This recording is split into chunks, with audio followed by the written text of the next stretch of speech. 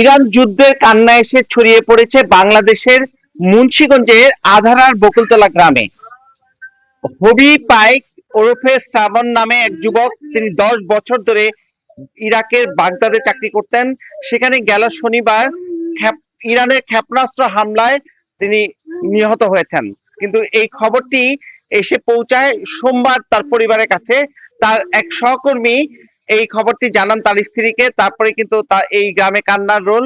আপনারা দেখছেন যে এই হবি পাইকের মা যে লাকি বেগম, তিনি কিন্তু বারবার এই কান্নায় মূর্ছা যাচ্ছেন। তার ছেলেকে দেখবার আকুতি জানাচ্ছেন এবং শনিবারে তার ছেলের মৃত্যু হলেও শুক্রবারও কিন্তু তার সঙ্গে কথা হয়েছে এবং 10 বছর ধরে যে ইরাকে অবস্থান করছিলেন, সেখানে কাগজপত্র তৈরি না হবার কারণে কিন্তু দেশে তিনি আসতে পারছিলেন না এবং তার বাবা সৌদি আরব প্রবাসী ছিলেন।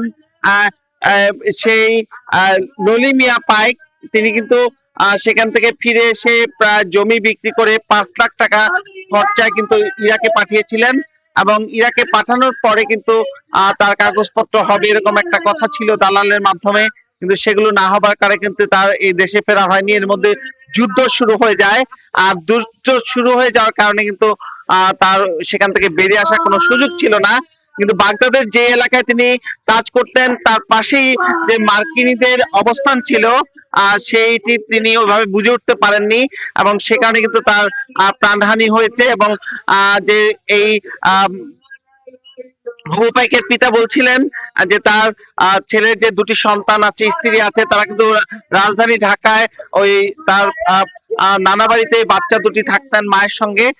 তো সেখান থেকে তারা কিন্তু এখন মুন্সিগঞ্জের উদ্দেশ্যে রওনা হয়েছে। এদিকে এই হবু মিয়ার মৃত্যুর খবরটি প্রশাসন কিন্তু কিছু আগে নিশ্চিত করেছে। মুন্সিগঞ্জের জেলা প্রশাসক সৈয়দা নূরমহল আশরাফি, তিনি বলছেন যে পরিবারের পাশে তারা আছেন এবং এরই মধ্যে কিন্তু এই পরিবারের জন্য নগদ 25,000 টাকা এবং শুকনো খাবার বরাদ্দ হয়েছে, যেগুলো নিয়ে প্রশাসন থেকে এখানে রওনা হয়েছে এবং এই পরিবারকে কিভাবে সহায়তা দেওয়া যায় এবং এই হবু মিয়ার মরদেহ কিভাবে দেশে আনা যায় সে ব্যাপারে তারা জনশক্তি প্রশাসন যারা রয়েছেন তাদের সঙ্গে যোগাযোগ করেছেন এবং তারা কিন্তু এই রাষ্ট্র পর্যায়ের যে যোগাযোগ, সেই যোগাযোগের মধ্য দিয়ে কিন্তু তারা চেষ্টা করছেন। তো আপনারা এই যে আকুতি, যে মা ছেলেকে আনার যে আকুতি, তার মায়ের যে লাকি বেগম, আপনি কি চাচ্ছেন? আমি চাই আমার সন্তান দেশ গো আনতে, আমি না গো আমার বাগান দেখবো, আমার দুইটা না তিন গো হইছে, আমি না আমি আমার নাতিনি গো তিন করতে আমার পুত্রে আমি দেখতে চাই, আমার বাংলাদেশ আইনা দিব, আমার দুইটা আমার এই তিন দেখাইব, আমি দেখবো আমার সন্তানের। আমি 10 বছর ধরে আমার সন্তান দেখি না। আমি আবেদন করছি সরকারের কাছে, আমি এই ক্ষতিপূরণ চাই। আমার সন্তান বলতে আমি আবেদন করছি সরকারের কাছে, আমার দুইটা নাতিন টিয়ার কাছে, আমি নাতিনকে দেখবো। আমি সরকারের কাছে এই আবেদন, আমার ক্ষতিপূরণ দিব আমার সন্তানের। আমার সন্তানের আমার বহু দিব, আমি গাইডা ছেড়ে মারি দিব, আমি দেখবো। আমি এই আবেদন আমার সরকারের কাছে। ধন্যবাদ আপনাকে। তো জেলা প্রশাসন থেকে কিন্তু এই হবু মিয়া পাইক ওরফে শ্রাবণের মরদেহ দেশে আনবার জন্য তারা বলছেন যে যত রকমের প্রক্রিয়া আছে সেটি প্রশাসন থেকে করা হচ্ছে এবং এখানে রয়েছেন হবু মিয়া পাইকের পিতা ললি মিয়া। আমি জানতে চাচ্ছিলাম আপনার সন্তানকে ইরাকে পাঠালেন কেন? ইরাকে কোনো দেশে পাঠানো যায় না, ইরাকে পাঠাইছি বেতন বালা ইরাকে অনেক, এই জন্য ইরাকে পাঠাইছি।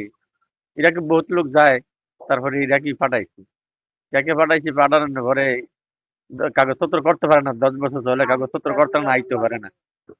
কাগজপত্র করে আইলে এরা যাইতে পারতো, কাগজপত্র করতে না দেখে একবার আয়া বলে আর কেমনে যাইবো, টাকা পয়সা তার নাই, আর কি বেচা পাঠাম। তো আপনি তো সৌদি আরবে ছিলেন, তাকে কেন ইরাকে পাঠালেন? আমি তো এই যে 10 বছর আর 5 বছর আগে আয়া করছি, তার আমি নিতে পারি না, বেতন কম আসছিল, আমার সংসার কোনো রকম চলছে, এই জন্য আমি নিতে পারি না, আর কোনো পাঠাইছি না। আয়া আছে দেশের সন্তান বেচা পাঠাই না, সুবিধা ছিল। তো সর্বশেষ কবে কথা হয়েছিল ছেলের সঙ্গে? তাহলে আমার লগে কত নেই, বোর লগে কত হয়েছে মরণের 2 দিন আগে। কি বলে গেছেন? সেটা হয়তো বউ আইলে কইতার মত কি কইছে বল লাগে তো উনি কি নিয়মিত টাকা পাঠাতেন? কি জানি এটা ওর কাছে টাকা পাঠাইছিল আমাকে পাঠাইছিল প্রথম এরপরে বউর কাছে পাঠাইছে বউ আবার আমাকে দিছে হ্যাঁ? তো হবু মিয়ার বড় ভাই, হবু মিয়ার ছোট ভাই আহ, ফিরোজ মিয়া আছেন এখানে। তো আমরা তার কাছে জানতে চাইবো যে যে এই যে 10 বছর ধরে ভাই ইরাকে থাকতেন এবং কিভাবে তিনি সেখানে কি কাজ করতেন বা তার আয় কেমন ছিল, এবং তিনি 10 বছর ধরে দেশে ফিরতে পারছিলেন না কেন? তার আয় ছিল একদম কম, বেতন কম ছিল। ফার্স্টে 5 বছর আপনার এই 20 একটা টাকা পাঠাইতে পারে নাই, খাইলে আপনার 10,000 পাঠাইছে। বাচ্চা কাচ্চা ঢাকা থাকতো, স্কুলে পড়তো, বাসা ভাড়া নিয়ে তো কোনো রকম চলছে। আমাদের বাসায়ও ঠিক মতন টাকা দিতে পারে নাই। এখন আজকে 2-3 বছর ধরে 5,000-10,000 করে বাসায় দিচ্ছে। আবার দুটা মেয়ে বড় হয়েছে, স্কুলে পড়ে, একটা 10 বছর, একটা 15 বছর। তো এরকম করে দিছে। আমার মাও ইষ্ট করছিল, ওইখানেও কিছু দিতে। এখন এই অনেক কষ্ট মষ্ট করে এবার বর্ষাকালে আপনার বালু বছিল, ওইখানে বাড়ি করবো। হ্যাঁ, কিছু টাকা দিছিল বালু করার জন্য। তো আশা তো ছিল অনেক কিছুই, যে এত বছর টাকা পাঠাইতে পারে নাই বা বেতন কম ছিল, কাজ 6 মাস ছিল, 6 মাস ছিল না, 10 বছর ধরে ওই দেশে। হ্যাঁ, পলায় পলায় কাজ করতো, কাগজ করতে পারে নাই। কাগজ করতে পারে না জন্য আসতে পারে না দেশে। আজকে ইসরায়েল যে এই বোমা বিস্ফোরণ করছে ইরাক, আজকে আমার ভাই জীবন দিয়েছে। বাংলাদেশ সরকারের কাছে একটাই আবেদন, আমার ভাই বাংলাদেশ ফিরুক। সরকারের কাছে এটাই আবেদন। আমার যে 2টা বাচ্চি আছে, তাদের লেখাপড়া করাইতেছে। হ্যাঁ, তাদের কি হইব তাদের দিকে একটু চেয়ে, হ্যাঁ, সরকারের কাছে আমার আবেদন, তাদের দিকে একটু খেয়াল করে। তো ওইখানে কি কাজ করতেন আপনার ভাই? ওইখানে আপনার এই অফিসিয়াল কাজ করতো, ওই আপনার লেবার পোস্টে কাজ করতো। 6 মাস এখানে ছিলে, 6 মাস অন্য এলাকা যাইতো।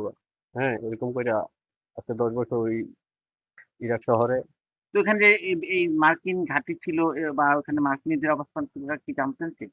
না, সে তো জানতো না, সে তো ওই জায়গায় কাজ করতো। আমাদের হ্যাঁ, মুন্সিগঞ্জের অনেক মানুষ আছে, বাঙালি অনেক মানুষ আছে।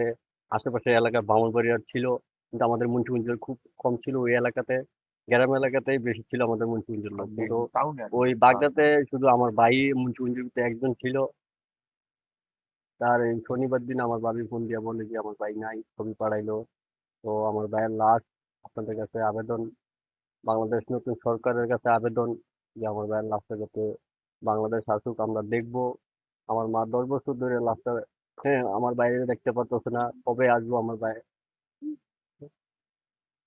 আপনার কাছে একটাই অনুরোধ সরকারের কাছে, আমার ভাইয়ের লাশ আনার জন্য আপনারা, হ্যাঁ, চেষ্টা করুন। এবং কি আমার বাস্তির দিকে 2টা বাস্তি আছে লেখাপড়া করে। কোন কাজ করে? একটা হলো আপনার এই আগামীতে মেট্রিক দিব, আর একটা এই ক্লাস 5-এ পড়ে পড়ে এরকম। ধন্যবাদ আপনাকে। আপনার শুনছিলেন যে এই ইরাকে যে ক্ষেপণাস্ত্র হামলায় নিহত হবু মিয়া পাইকের ছোট ভাইয়ের কথা, এবং এখানে যে হবু মিয়ার পাশে এবং দাঁড়ানোর সব রকম উদ্যোগ গ্রহণের কথা তারা জানিয়েছেন। আপনারা জানেন যে এই পবিত্র যে মাহে রমজান চলছে এবং ঈদ উল ফিতর আসন্ন, সেখানে কিন্তু এই যেখানে উৎসব মুখর পরিবেশ থাকবার কথা এই বাড়িতে বা এই গ্রামটিতে, সেখানে কিন্তু শোকাবহ অবস্থা। কারণ এই হবু মিয়ার প্রতি এই এলাকার অনেক মানুষেরই কিন্তু হৃদয়ে ক্রন্দন হচ্ছে, কারণ এই হবু মিয়াকে অনেকেই ভালোবাসতেন। এখানে তিনি পড়াশোনা করেছেন এবং এসএসসি পাশ করার কিছু পরে কিন্তু তিনি ইরাকে গিয়েছেন, এবং তার পরিবার থেকে বলা হচ্ছিল যে অন্য দেশে তাকে পাঠানোর ব্যাপারে, কারণ এই এলাকায় নানা রকম মারামারি, নানা রকম বিশৃঙ্খলার কারণে তার সন্তানকে সুরক্ষা করবার জন্য দেশের বাইরে পাঠানোর প্রস্তুতি নেন। কিন্তু তার শরীরে জন্ডিসের যে সমস্যা চিহ্নিত হবার কারণে কিন্তু অনেক দেশে তিনি আনফিট রেজাল্ট আসবার কারণে তাকে পাঠানো যায়নি। তারপর কিন্তু তার চিকিৎসার পরে চেষ্টা করা হয়েছিল, কিন্তু তার চিকিৎসার পরেও সেই সমস্যার সমাধান না হবার কারণে কিন্তু তারা ইরাকে পাঠানোর সিদ্ধান্ত গ্রহণ করেন। তবে যেই দালালের মাধ্যমে পাঠানো হয়েছিল তারা কিন্তু বলেছিলেন সেখানে যাওয়ার পরে ভালো বেতন পাবেন এবং কাগজপত্র তৈরি হলে খুব শীঘ্রই তিনি আবার দেশে আসতে পারবেন, যেতে পারবেন। এই আশা নিয়ে কিন্তু তার দুটি ফুটফুটে সন্তান রেখে, স্ত্রী রেখে, পরিবার পরিজন রেখে তিনি ইরাকে পাড়ি জমান। কিন্তু সেখানে গিয়ে কিন্তু তিনি বিপদে পড়েন এবং সেখানে তার বৈধ কাগজপত্র না থাকবার কারণে কিন্তু তিনি নানা রকম লুকিয়ে লুকিয়ে কাজ করবার পাশাপাশি সেখানে তার জীবন যুদ্ধে টিকে থাকবার জন্য সে অনেক রকম কষ্ট করেছেন। কোথাও 6 মাস কাজ করতেন, 6 মাস লুকিয়ে থাকতেন। এরকম পরিবেশ কিন্তু চলছিল এই 10টি বছর ধরেও কিন্তু এই পরিবারের মধ্যে নানা দুঃখ বেদনা চলছিল এই হবু মিয়াকে ঘিরে। তো এখন হবু মিয়ার এমন মর্মান্তিক মৃত্যুর খবরটি কোনোভাবেই পরিবার এবং এই গ্রাম মেনে নিতে পারছেন না। তারা চাচ্ছেন যে তার মরদেহটি যেন দ্রুত দেশে আসে। তো এই ছিল মুন্সিগঞ্জে হবু মিয়ার পরিবারের এই যে দুঃখ বেদনার সবশেষ। নাসির উদ্দিন উজ্জ্বল, সময় সংবাদ, মুন্সিগঞ্জ।